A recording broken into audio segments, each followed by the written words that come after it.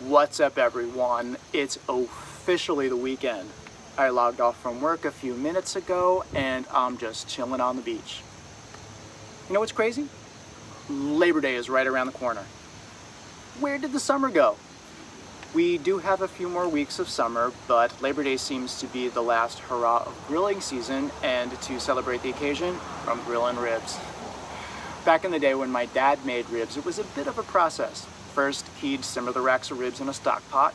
Then, after a few hours, he'd pull the ribs out, slather them with barbecue sauce, and finish them on the grill.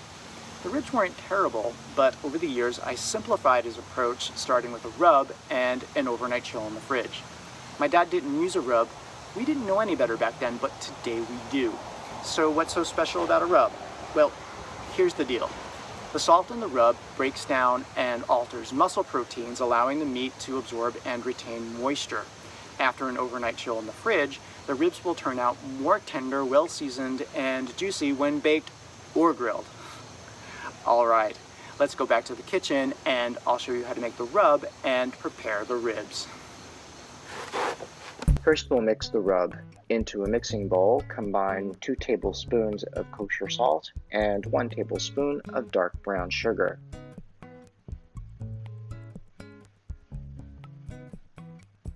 Next, add 2 tablespoons of smoked paprika and 1 tablespoon of mustard powder.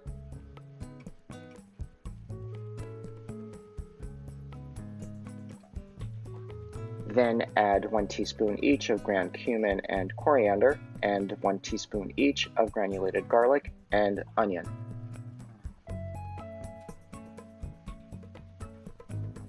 Then add 2 teaspoons of dried oregano, 1 teaspoon of freshly ground pepper, and as much cayenne pepper you can take, or leave it out. I used a teaspoon. Set the rub aside. Now we'll prepare the ribs. Start by removing the thin membrane from the back of the ribs. Separate the membrane at one end of the rack with a paring knife. Then use a paper towel to grip the membrane and pull. It should peel away in one piece.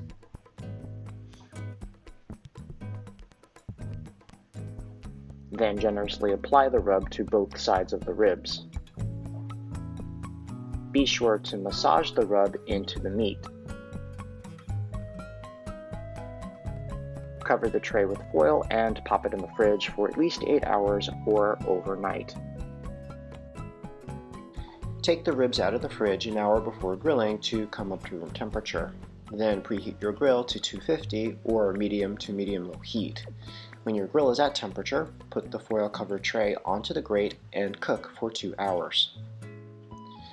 After 2 hours, remove the foil and brush the racks with your favorite barbecue sauce. Depending on the thickness of the ribs, grill for another hour to hour and a half.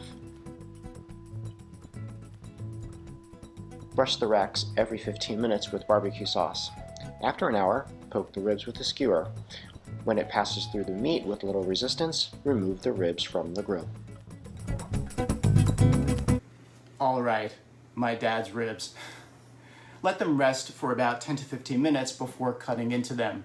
2 racks should feed 4 to 6 people, but if you're serving more guests, just double the rub recipe.